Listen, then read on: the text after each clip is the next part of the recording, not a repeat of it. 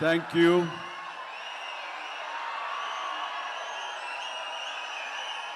దూర ప్రాంతాల నుంచి, ఇక్కడ ఈ సిటీ నుంచి, చుట్టుపక్కల నుంచి, 2 రాష్ట్రాల్లోనే కాకుండా ఇతర రాష్ట్రాల నుంచి కూడా వచ్చేటువంటి ప్రతి ఒక్కరికి, మా మెగా ఫ్యాన్స్ అందరికీ హృదయపూర్వక నమస్కారం. అలాగే మీకు నూతన సంవత్సర శుభాకాంక్షలు, అలాగే ముందస్తుగా సంక్రాంతి శుభాకాంక్షలు.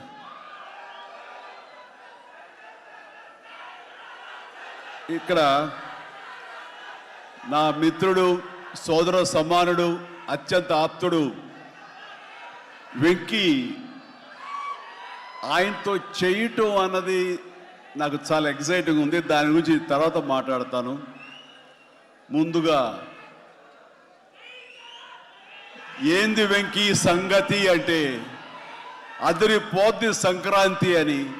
ఏంది బాసు సంగతి అంటే మనదే కదా సంక్రాంతి అని, ఎరగదిద్దాం సంక్రాంతి అని అంటాం. ఇక్కడ ఈ సందర్భంగా ప్రత్యేకించి మనదే కదా సంక్రాంతి, ఎరగదిద్దాం సంక్రాంతి అనేది కేవలం మన శంకర వరప్రసాద్ గారిదే కాదు. ఈ సంక్రాంతి మొత్తం మన తెలుగు పరిశ్రమది అవ్వాలని మనస్ఫూర్తిగా కోరుకుంటున్నాను.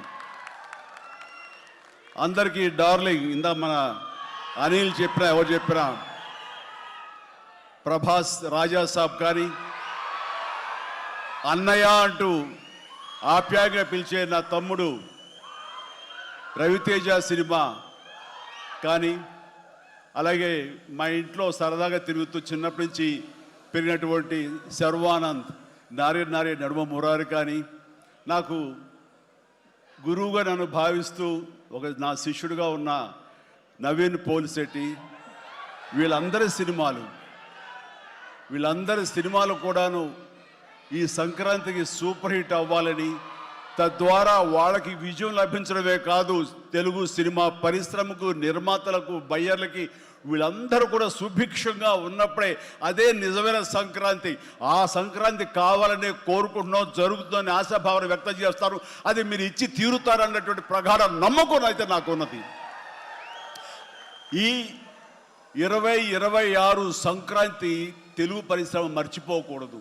అలాంటి సంక్రాంతి మీరు మాకు ఇవ్వాలి. ఎందుకంటే ఇక్కడ ప్రతి cinema comedy genre, family genre తోటి, ఎంటర్టైన్మెంట్ జోనర్ తోటి పర్ఫెక్ట్ సంక్రాంతికి వచ్చే సినిమాలు ఇవన్నీ, సంక్రాంతికి నచ్చే సినిమాలు ఇవన్నీ. కాబట్టి ఈ సంక్రాంతి అన్ని సినిమాలు బాగా ఆడతాయి అనుకుంటున్నాను. ఆడేలా చేసే బాధ్యత మీది. దయచేసి అన్న సినిమాల్ని థియేటర్కి వెళ్ళే చూడండి, థియేటర్లోనే ఆస్వాదించండి, అలాగే మీరు ఆశీర్వదించండి కూడాను. ఆల్ రైట్, ఇక అది ఆ పక్కన పెడితే, చాలా కాలం క్రితం మా దర్శకేంద్రుడు రాఘవేంద్ర గారు ఎప్పుడో మాట్లాడుతుండేవారు, బాబాయ్ నీకు అనిల్ రావుప్పుడు సినిమాలు ఎన్ని చూసావో తెలియదు కానీ అతని కామెడీ టైమింగ్ కానివ్వండి, అతను హుషారు కానివ్వండి, చూస్తుంటే నాకు మళ్ళీ మీతోటి అతను చేయగలిగితే ఆ ఇద్దరి కాంబినేషన్లో వచ్చేటటువంటి సినిమా అసలు వేరే లెవెల్లో ఉంటుంది. ఐ విష్ మీరు త్వరగా చేయాలని, కలవాలని నేను కోరుకుంటున్నాను. అది ఎప్పుడు వస్తుందో ఏంటో తెలియదు. ఎన్నో సంవత్సరాల క్రితం అన్నారు, కానీ సరిగ్గా ఈ సంవత్సరం బిగినింగ్లోనే ఆయన చేతుల మీదుగానే క్లాప్ కొట్టి ఈ సినిమా ప్రారంభించారు. అది ఆయన మనసులో మాట, ఇది పెద్ద సూపర్ హిట్ అవ్వాలి అని చెప్పేసి. ఎందుకంటే ఆయన కామెడీ లైక్ చేస్తారు. ఆయన సినిమాల్లో ఘరానా మొగుడు ఎంత విజయం సాధించిందో అలాంటి విజయం సాధించాలి ఈ సినిమా అంటూ ఆయన ఎన్నోసార్లు నాతో చెప్పుకుంటూ వచ్చారు. ఎన్నోసార్లు సెట్కి రావాలని పిలవేయడం కూడా మరి అడిగారు, మనమే పిలలేదు. ఆయన ఎవరైనా హీరోయిన్లు ఉన్నప్పుడు మాత్రమే వస్తాను, ఏదైనా హుషారుగా వస్తుంది అంటుంటారు ఆయన. అది కుదరలేదు ఎందుకో. బట్ ఏమైనా సరే ఈ సినిమా కథ కుదిరింది అని సంక్రాంతికి వస్తున్నాం తర్వాత అనిల్ రావుపూడి నా దగ్గరికి వచ్చి కథాంశం చెప్పినప్పుడు చాలా బాగుంది, ఫ్యామిలీ టచ్ ఉంది, సెంటిమెంట్ ఉంది, చిన్నపిల్లలతో నాకు అటాచ్మెంట్ ఉంది, చాలా హృదయంగా ఉంది, హార్ట్ టచింగ్ సీన్స్ ఉన్నాయి. ఇలాంటి సినిమాకి ఆ కామెడీ జోనర్ సినిమా కలిస్తే కనుక నీ స్టైల్లో చాలా బాగుంటుంది. నాది ఒక ఎస్పీజీ క్యారెక్టర్ కాబట్టి ఇది నేను కొంచెం వైవిధ్యంగా డిఫరెంట్గా చేస్తే కనుక డెఫినెట్లీ బాగుంటుంది. డిజైన్ చేద్దామంటే అస్సలు వైవిధ్యం వద్దండి. మీరు ఏ సినిమాలు అయితే గతంలో చేశారో ఏ దొంగ మొగుడు, ఘరణ మొగుడు, రౌడీ అల్లుడు, అన్నయ్య, ఇలాంటి సినిమాలు ఏవైతే ఉన్నాయో, ఇది చంటబ్బాయి, నాకు అలా ఉంటే చాలు. ఎందుకంటే అలాంటివి అప్పట్లో జనం చూశారు. వాళ్ళందరూ ఇప్పుడు చాలా పెద్దవాళ్ళు అయిపోయారు. వాళ్ళకి అది గత స్మృతులు, చాలా తీపి జ్ఞాపకాలు. ఇప్పుడున్న జనరేషన్ మీరు అవి ఎలా చేస్తారో కూడా వాళ్ళకి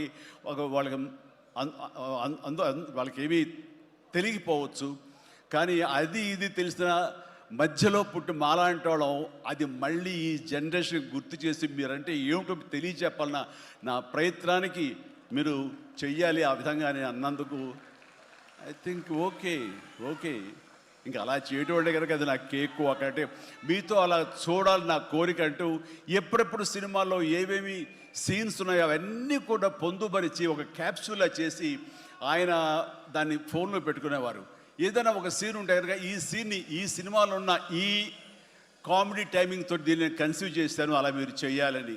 అండ్ ఈ సీను ఈ సినిమాలో ఫలానా సినిమాలో ఘరణ మొగుడులాగా ఇలాగా వైఫ్ తోటి మీరు కన్సీవ్ చేసి అలా చేయాలంటూ చాలా చక్కటి హోంవర్క్ చేసుకుని నా బాడీకి నాకు ఏది కంఫర్టబుల్లో ఆ విధంగా తను ఆ సీన్స్ని కన్సీవ్ చేసుకుంటూ చాలా చాలా సరదాగా చేసుకుంటూ వచ్చాం. ఈ సినిమాలో నవీన్ మన అనిల్తో చేయటం అనేది నాకు ఒక చక్కటి ఎక్స్పీరియన్స్. అంటే ఈ ఎక్స్పీరియన్స్ ఎలాంటిది అంటే సినిమా షూటింగ్ అయిపోయిన ఆఖరి రోజున చాలా ఎమోషనల్గా ఫీల్ అయ్యాను నేను. ఎందుకంటే ఏదైనా ఒక సినిమా అయ్యిందంటే అబ్బా చాలరా అయిపోయింది, ఇంక చాలు గుమ్మడిగా కొట్టేస్తారు, ఇంక మనం వేరే సినిమా షిఫ్ట్ అయిపోవచ్చు అన్న ఆ మూడ్లో ఉంటాం. కానీ సినిమా అయ్యే రోజున ఆఖరి రోజు అయితే కనుక నేను ఈ కాలేజీ వదిలేసి వెళ్ళిపోయి ఆఖరికి చూడండి ఫేర్వెల్ పార్టీ అప్పుడు అందరూ ఒకళ్ళొకరు ఎమోషనల్గా ఉంటారు.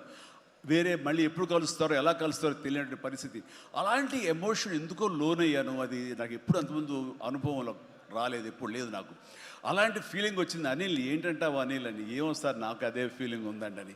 ప్రతిరోజు ఒక ఎక్స్కర్షన్కి వెళ్ళినట్టు, ప్రతిరోజు ఒక పిక్నిక్ వెళ్ళినట్లుగా సరదాగా జరుగుతూ మార్నింగ్ 9 నుంచి 8 నుంచి ఈవినింగ్ 7:30, 8 వరకు కూడా ఎంత చక్కగా సరదాగా జరిగిందంటే నాకు ఎప్పుడు ఇంత బాగా జరిగిందంటే మరీ పూర్వం ఆ రోజుల్లో అది గుర్తుకొచ్చింది. కానీ ఈ మధ్యకాలంలో ఇంత సరదాగా ఎంత హుషారుగా జరిగిన సినిమాలు అయితే నాకు ఇది చేయలేదు.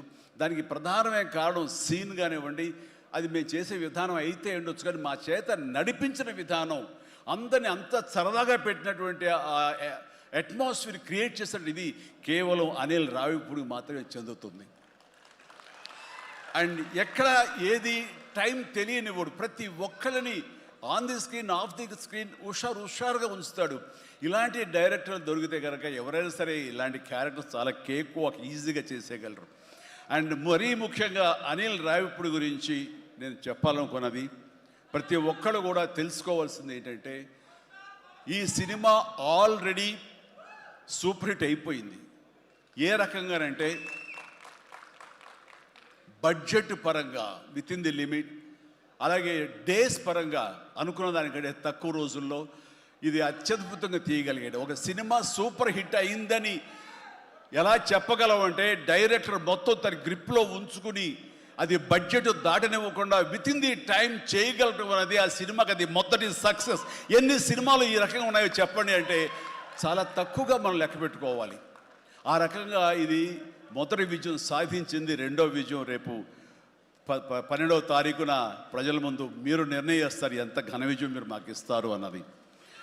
ఇక ఈ సినిమా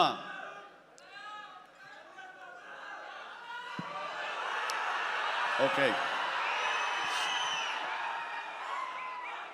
ఇక ఈ సినిమాలో నేను నెక్స్ట్ చెప్పుకోదగిన వ్యక్తి వెంకటేష్, నా బ్రదర్. ఎప్పుడు కలుసుకున్నా సరే చాలా సరదాగా మాట్లాడుకుంటాం.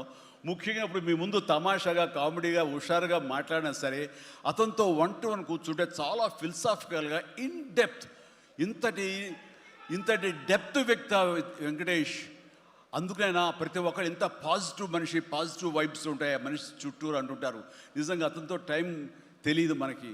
ఎంతో తన ఏజ్కి మించినటువంటి విషయాలు తెలియజేస్తూ జీవితం యొక్క పరమావధి ఏంటి, జీవితం ఎలా ఉండాలి, ఎంత పీస్ఫుల్గా ఉండాలని చెబుతుంటే కనుక నాకు మోడర్న్ డ్రెస్ వేసుకున్న చిన్న సైజు గురువులాగా అనిపిస్తుంటాడు వెంకటేష్. నిజం. సో అలాగా సినిమా జీవితాన్ని తన వ్యక్తిగత జీవితాన్ని రెండు బ్యాలెన్స్ చేసుకుంటూ చాలా చక్కగా ముందుకు సాగుతూ ఎంతో ఇన్స్పైర్గా ఉంటుంది వెంకటేష్. ఇక ఈ సినిమాకి వచ్చేసరికి ఎలా కుదిరింది, ఇందాక అనిల్ రావు ఇప్పుడు చెప్పాడు, ఆ హింట్ ఇచ్చింది మీ ఇద్దరం కలిపి చేసేలాగా ఏదైనా ఒక ఎపిసోడ్ క్రియేట్ చేసి అక్కడ వినియోగించుకుందాం, మా ఇద్దరు కాంబినేషన్ సినిమాకు ఉపయోగపడే విధంగా సినిమాలో అంతర్భాగంగా ఉండేలాగా అన్నందుకు అని చెప్పిన విషయం ఎలాగా ఇదేంటంటే ఒక ఐదేళ్ల క్రితం అనుకుంటా మీ ఇద్దరం అమెరికా వెళ్ళాం. లాస్ ఏంజల్స్ వెళ్ళినప్పుడు అక్కడ మిత్రుడి ఇంట్లో కూర్చున్నప్పుడు అంత ఎదురు బెదురు కూర్చొని పిచ్చాపాటి మాట్లాడుకుంటుండగా వాళ్ళు ఎవరు అబ్బా మీ ఇద్దరు చూస్తుంటే చాలా బాగుందండి, ఒక స్టిల్ తీసుకుంటామంటూ వాళ్ళు స్టిల్ దిగిపోతుంటే అక్కడ తీయదు చిరంజీవి కూర్చుంటారు, నేను నిలబడతాను అని చెప్పేసాడు. అదేంటి వెంకీ అలా కాదు, నేను నిలబడతాను అన్నాను. లేదు ఇది నా మైండ్ లోపల ఎప్పటి నుంచో మీరు అట్లా బాస్లో కూర్చుంటే కనుక కాలు మీద కాలు వేసుకుని నేను వెనకాల నిలబడి ఉంటాను. ఇది ఒక మంచి స్టోరీకి స్టిల్ లీడ్ అవ్వాలి అంటే మన హాలీవుడ్ గాడ్ ఫాదర్ చూసారా, మెర్లిన్ బ్రాండో అండ్ ఆల్ పాచినో అలాంటి క్యారెక్టరైజేషన్స్. వెంకీ నువ్వు వెళ్ళి వాడు నరుకురా అంటే నువ్వు వెళ్ళి మ్యాస్గా నరికి వచ్చేస్తారు. అంటే తనకి ఎప్పటి నుంచి ఉందో అలాంటి జోనర్ సినిమా చేయాలి, మా ఇద్దరు కాంబినేషన్ చేయాలన్న కోరిక ఉందో ఆయన వ్యక్తపరిచేసరికి నేను చాలా ముచ్చటపడిపోయాను. అదేవిధంగా స్టిల్స్ కూడా మేము దిగాము, అది ఎవరు లీక్ చేస్తారో నేనైతే లీక్ చేయలేదు, అది బయటకు వెళ్ళిపోయింది ఆ స్టిల్స్. అండ్ అలాగా అది నా మైండ్లో పడేసరికి అప్పటి నుంచి ఈ అవకాశం ఈ సినిమాలో వస్తుంది. ఆల్రెడీ వెంకీతోటి తన మంచి సినిమా ఇచ్చాడు అనిల్ రావుపూడి, తను మాత్రమే ఇద్దరిని జస్టిఫై చేయగలడు, ఇద్దరికి న్యాయం చేయగలడు అనే ఉద్దేశంతో నేను తనకి హింట్ ఇచ్చినందుకు దాన్ని అత్యద్భుతంగా డిజైన్ చేశాడు. ఎలాగంటే ఇద్దరు మామ దీంట్లో చెప్పలేవే లీక్ చేస్తాను భయంగా ఉంది, ఎందుకంటే ఇలా వదిలేస్తే మొత్తం స్టోరీ అంతా డైలాగ్ చెప్తాను నేను, అది బాగుండదు, మీకు అక్కడ థియేటర్లో చూసి ఎంజాయ్ చేయండి, అంత బాగుంది. అయితే వెంకితోటి నేను సినిమా షూటింగ్ చేస్తాను లేదు, ప్రతిరోజు ఇద్దరు పిచ్చిగా చేసావు, ఎంత ఎంజాయ్ చేసావంటే మీకు వీళ్ళు సినిమా యాక్టింగ్ చేసేట్టు ఉండదు, ఇద్దరు కలిపి అల్లరి కుర్రవాళ్ళలాగా ఆ సెట్లో చేసావు, అదే క్యాప్చర్ చేశాడు, అది బాగా పండుతుంది. రేపు మీరు కూడా థియేటర్స్లో దాన్ని మీరు ఆస్వాదిస్తారు, డెఫినెట్గా ఎంజాయ్ చేస్తారు. అండ్ డెఫినెట్లీ లాస్ట్ ఫేజ్ వచ్చేసరికి సినిమా ఎక్కడికో లేచిపోతుందంటలో ఎలాంటి సందేహం లేదు. అండ్ ఆ రకంగా ఈ సినిమాకి తన వంతు పార్ట్గా, తన వంతు బాధ్యతగా తను ఒప్పుకున్నందుకు, మేము అడిగినందుకు తను ఒప్పుకున్నందుకు, ఈ సినిమాకి పూర్తి స్థాయి న్యాయం చేసి ఈ సినిమా మరో లెవెల్కి చేరుకోవడానికి దోహదపడిన వెంకటేష్కి మనస్ఫూర్తిగా సభాముఖంగా నా ధన్యవాదాలు చెప్తాను. ఏంది వెంకీ అంత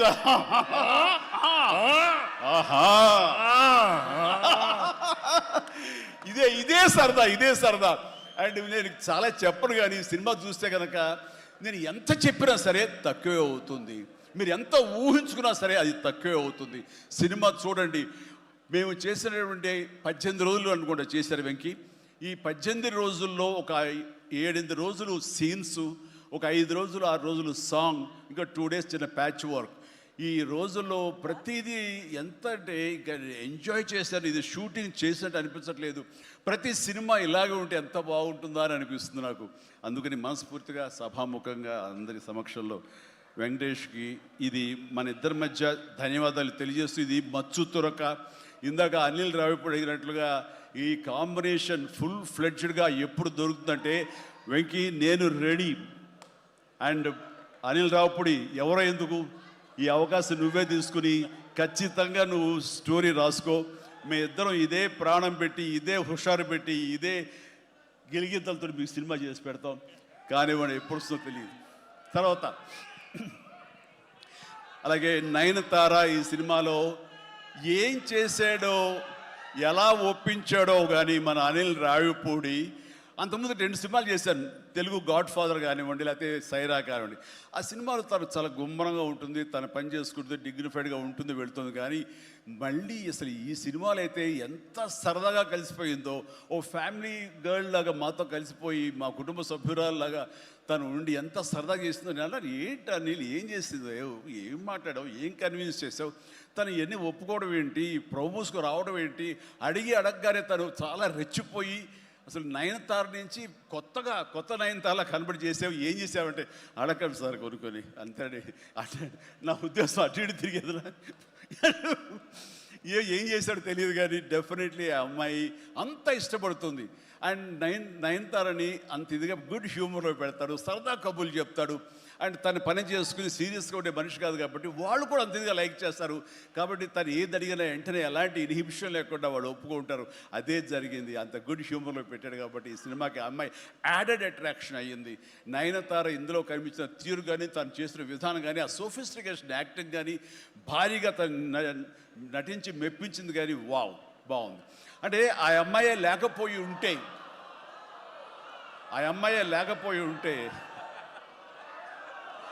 వావ్,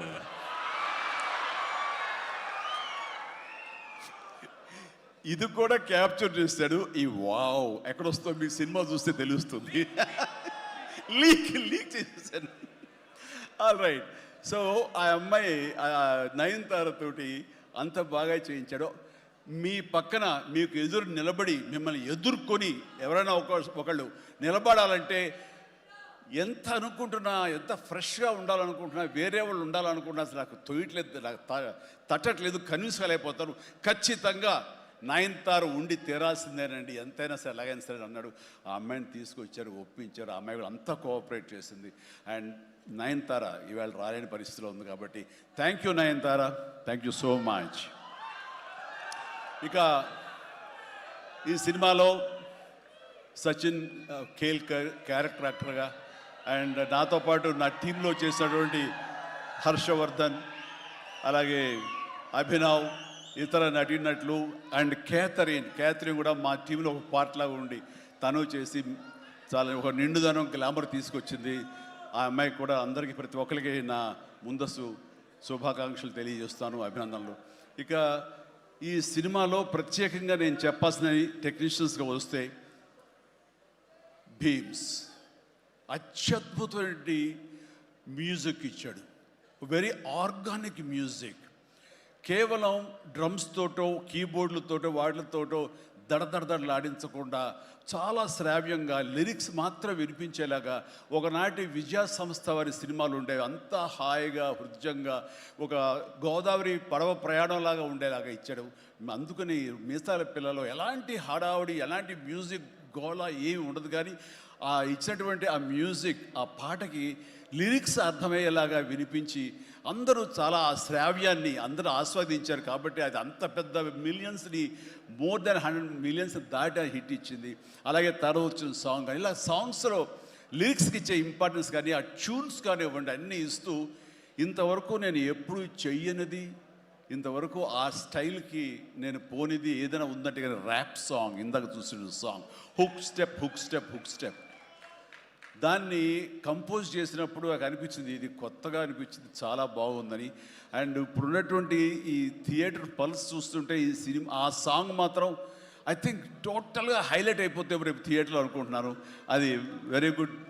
ఎందుకంటే ఆ సాంగ్ విన్న తర్వాత ఆ సాంగ్ వింటుండగా ఎదురుగా ఉన్న వెంకటేష్ ఆపుకోలేక డ్యాన్స్ చేశారంటే అదే చాలు. ఇక ప్రతి ఒక్కడు అదే స్ఫూర్తితోటి ఈ సినిమాని, ఈ సాంగ్ని ఆస్వాదిస్తారు. అలాగా సాంగ్స్గా అన్నీ అత్యద్భుతంగా ఇచ్చినటువంటి మన భీమ్స్కి ప్రత్యేకించి ఆ తర్వాత ప్రతి ఒక్కరు చిరంజీవిని ఇంత గ్లామర్గా ఉన్నాడు, చిరంజీవిని ఇంత ట్రిమ్గా ఉన్నాడు, ఇంత ఇదిగా ఉన్నాడు, ఎలా తగ్గాడు. నా వ్యక్తిగతంగా నేను చేసిన ప్రయత్నాలు పక్కన పెడితే తెర మీద అంత బాగా కనపడడానికి ప్రత్యేకించి మా డిఓపి, మా కెమెరామెన్ మన సమీర్ రెడ్డి చాలా చాలా బాగా చేశాడు. అండ్ సమీర్ రెడ్డితో వచ్చిన ఒక్క చిన్న గొడవ ఏంటంటేనండి, ఒక్క నిమిషం గ్యాప్ ఇవ్వడు. కూర్చుని కాఫీ తాగుతాం కదా అని ఇచ్చేలోగా మళ్ళీ షార్ట్ రెడీ అంటాడు.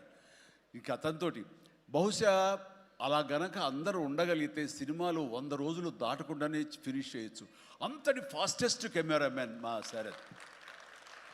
అతను ఉన్నాడు కాబట్టి ఈ సినిమా 80-85 రోజుల్లో ఫినిష్ అయ్యింది. కాబట్టి ఆ credit goes to Sameer Reddy. ఇంత ఫాస్ట్గా అయినందుకు, విత్ ఇన్ ద బడ్జెట్ అయినందుకు, ఖర్చు కూడా చాలా తక్కువ.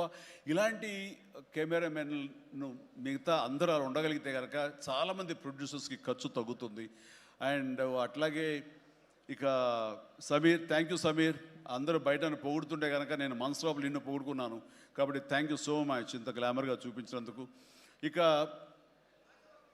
ప్రకాష్ మా ప్రొడక్షన్ డిజైనర్ ప్రకాష్ చాలా చక్కగా చూపించాడు. అండ్ తమ్మిరాజు గారు, అలాగే వీళ్ళన్నీ ఒక పక్కన ఉంటే కనుక అహర్నిశలు అంటే డే 1 నుంచి ఈవెల్ట్ వరకు కూడాను మన అనిల్ రావుపూడి స్టోరీ టీమ్, సాయి, నారాయణ, ఇంకా రాజేష్, ఇలాగ వీళ్ళందరూ ఉన్నారు. వాళ్ళ పేరు పేరున నేను వాళ్ళు పడ్డ కష్టాన్ని కానీ వాళ్ళు తీసుకున్న శ్రద్ధాశక్తులు కానీ హృదయపూర్వక నాకు సంతోషాన్ని, అభినందనని, ధన్యవాదాలను తెలియజేస్తాను. వాళ్ళు అంత ఇదిగా ఉన్నారు. ఇక్కడ అనిల్ రావుపూడి గురించి ఇంకొక విషయం నేను చెప్పాలండి. ఏంటంటే అందరం సినిమా తీస్తూ ప్రేమించాలి. సినిమాని ప్రేమిస్తేనే మన యొక్క ఎఫర్ట్స్ తోటే సినిమాని ఆద్యంతం చాలా అద్భుతంగా తీయగలం మనం. అయితే సినిమా తీస్తున్నంతసేపు ఎంత ప్రేమిస్తాడో, ఎంత ఇష్టపడతాడో, ఎంత ఎంజాయ్ చేస్తాడో, అంత బాగా మన నుంచి యాక్టింగ్ రాబడతాడో, అంతకంత సినిమా పూర్తయిన తర్వాత కేవలం దానికి బాగుందా లేదా అని మళ్ళీ ఒకసారి తనుగా సమీక్షించుకున్నప్పుడు ప్రతిపక్ష నేత అయిపోతాడు. ఎదురు వెళ్ళిపోయి ఈ సినిమా ఎందుకు చూడాలి, ఈ సీన్ ఎందుకు వాళ్ళు ఎంజాయ్ చేయాలి, ఈ సీన్ ఎందుకు ఇంత లెంగ్త్ అవసరమా అనే దాని మీద దాన్ని ఏమాత్రం ప్రేమించకుండా చాలా కఠినంగా ఎక్కడ లెంగ్త్లు ఎక్కువైనా సరే అన్నీ కూడా తీసేసి దాన్ని క్రిస్ప్ చేయడానికి కానీ ఆ సినిమా ఎంతవరకు అలరిస్తుందో అలరించేందుకు కానీ అన్ని రకాల ప్రయత్నాలు చేస్తాను. నాకు నచ్చింది అది. ఎందుకంటే నిన్న మొన్న వచ్చి ఒక మెయిన్ ఎపిసోడ్ ఏదో లేపేసావు, లేదు లేపేసావని అడిగాను. లేదు, అది కథకి అడ్డొస్తుంది, స్టోరీ నెరేషన్కి అది అడ్డుపడుతుంది కాబట్టి తీసేసారన్నాడు. అలా తీయాలంటే గట్స్ కావాలి. ఎంత కొంత అన్ని రోజులు ఎఫర్ట్ చేసాము, అది అవసరమా, అది వాళ్ళు తీసేసి ఏమనుకుంటారు, ఎలాంటి ఇది లేకుండా ఖచ్చితంగా నిష్కర్షగా దాన్ని తీసి అవతల పడేసాడు. దానివల్ల సినిమా పేస్ పెరిగిపోతుంది, సినిమా పరిగెడుతుంది, అండ్ ఎక్కడ ఆగట్లేదు, ఆలోచింప చేసుకునే విధంగా ఉండదు, ఎంజాయ్ చేయడం తప్ప. ఆ రకంగా సినిమాని ఎంత ప్రేమించి చేస్తామో ఆ తర్వాత అది ఫైనల్ వెర్షన్ బిఫోర్ ఆడియన్స్ దగ్గర వెళ్ళేటప్పుడు మనమే దాన్ని క్రిటిసైజ్ లాగా, క్రిటిక్ లాగా దాన్ని మనమే ప్రతిపక్ష హోదాలో ఉండి దాన్ని అన్ని రకాలుగా ట్రిమ్ చేసుకోగలిగితే అన్ని సినిమాలు చాలా బాగుంటాయని అనుకుంటున్నాను. అండ్ ఈ సందర్భంగా ఇక ఏమి లేదు, last but not least producers Sahu Garapati చిన్నవాడైనా సరే చాలా గుంభరంగా ఉంటాడు. ఎంతసేపటికి ఆ వర్క్ మీద తన ఇన్పుట్స్ ఏమి ఇవ్వాలనే దాని మీద ఆ ప్రయత్నాలు చేసుకుంటూ చాలా క్వైట్గా ఉంటాడు. ఎక్కడ కూడా ఏ రోజు కూడా ఏంటిది, ఇది జాప్యం ఏంటి, లేట్ ఏంటి అనేది ఏమి లేకుండా అంత కంఫర్టబుల్గా మా అందరికీ ఏర్పాటు చేశారు. దానికి ఆయన ఎఫర్ట్స్ కానీ ఆయనకున్న ఆ లిటిల్ ఎక్స్పీరియన్స్లో తనకు ఉన్నదానికి దీనికి మనస్ఫూర్తిగా సాహు ప్రత్యేకించి నా హృదయపూర్వక ధన్యవాదాలు. మంచి ప్రొడ్యూసర్ని నాకు అందించినందుకు మీకు నా ధన్యవాదాలు తెలియజేస్తాను. అండ్ అలాగే ఇంకా నా బిడ్డ సుష్మిత, తను ఈ సినిమా నేను చెయ్యాలి, ఈ పరిశ్రమ రావాలి అనుకున్నప్పుడు ఈ పరిశ్రమ ఖచ్చితంగా ఆదరిస్తుంది అని అనుకున్నప్పుడు ఒకటి మీరు కష్టపడి పనిచేస్తే కనుక ఇక్కడ రిజల్ట్ బాగుంటుంది, ఇక్కడ ఖచ్చితంగా మీకు ఆదరణ లభిస్తుంది, మీరు సక్సెస్ అవుతారని చెప్పినప్పుడు కష్టం అనేది నేను చిన్నప్పుడు ఇంట్లో చూశాను. అలాంటి నేను కష్టపడడానికి ఏమాత్రం నెరవను, ఏమాత్రం బెదరను, ఖచ్చితంగా చేస్తానంటూ ఈ సినిమా తనతోటి చెయ్యమ్మా, ఇద్దరు కలిపి చాలా మంచి కాంబినేషన్ అవుతుంది అనుకున్నప్పుడు ఆ సాహు గారు పడి తను బెస్ట్ కాంబినేషన్లో ఈ సినిమాని చేసి ఈ సినిమాలో ఒకసారి అయ్యో ఎందుకు ఇంత కష్టపడుతుంది, ఇంత కష్టం అవసరమా నాకు అనిపిస్తుంది తండ్రిగా. కానీ ఒక బిడ్డగా కేవలం ప్రొడ్యూసర్గా నేను మా నాన్నని, మా హీరోని నేను ఇంప్రెస్ చేయాలి, ఆయన ద బెస్ట్ నేను ఇవ్వాలి ఈ సినిమా అంటూ తను కూడా ఈ సినిమాలో ఒక మామూలు టెక్నీషియన్ లాగా, మామూలు ప్రొడ్యూసర్ లాగా తనంత కష్టపడి చేసింది. నేను ఒకటే సంతోషిస్తాను, తనకి అన్ని విధాలుగా అన్ని కంఫర్ట్స్ ఉన్నాయి, అన్ని రకాలుగాను తను ఈ సినిమాలు చేయాల్సిన అవసరం లేదు. తన ఫ్యామిలీని చూసుకుంటుంటే కనుక గడిచిపోతుంది ఈ జీవితం అంతా. కానీ అలా కాదు, నేనేదో సాధించాలి, నువ్వు సాధించి చూపించావు, లైఫ్లో ఎంతోమంది మార్గదర్శకంగా ఉన్నావు, అలాంటి నిన్ను ఆదర్శంగా తీసుకుని మేము ప్రూవ్ చేయాలి అనే దాంట్లో ఉంది. అండ్ అలా చేస్తూ ఈ రోజున ఈ సినిమా డెఫినెట్లీ హిట్ అవుతుంది. ఇలాంటి గర్వకారణమైన సినిమాని తండ్రిగా నాకు గిఫ్ట్ ఇచ్చినట్టుగా తను భావిస్తుంది, ఆ సంతోషం తను పొందుతున్నానని తెలుసు. అండ్ అలాగే కాకుండా ఈ రోజున ఈ పరిశ్రమలో నాకు చేదోడు వాదోడుగా ఉంటూ, నాకు భుజం కాస్తూ, అన్ని రకాలుగా నాకు అండదండలు అందిస్తూ, నాకు మరో బిడ్డ ఈ అనిపిస్తూ అండ్ ఇంటికి పెద్దదైనందుకు ఆ పెద్దరికాన్ని తను సొంతం చేసుకుంటూ నాకు అన్ని విధాలుగా చేదోడు వాదోడుగా ఉంది. అది థ్యాంక్ యూ పాప. అందరి ముందు ఇటు పక్కన అమ్మ ఇటు పక్కన ఉంది. ఇది రామ్ చరణ్తో పాటు నాకు మరొక బిడ్డ. అలాగే మా చిన్న పాప కూడా అక్కడ టీవీ చూస్తుంటేమో. థ్యాంక్ యూ నాన్న. ప్లీజ్ ఇదే రకంగా ఉండండి, ఇదే కష్టాన్ని నమ్ముకోండి. ఖచ్చితంగా భగవంతుడు మీకు ఆశీస్సులు అందజేసి ఇలాంటి విజన్ ఇస్తాడు. అండ్ మేము ఎంత ఇచ్చామన్నది కాదు పాప, మీరు ఎంత సాధించుకున్నారనేది నాకు మరింత గర్వంగా అనిపిస్తుంది. నువ్వు ఆ దిశగా వెళ్తావు. All the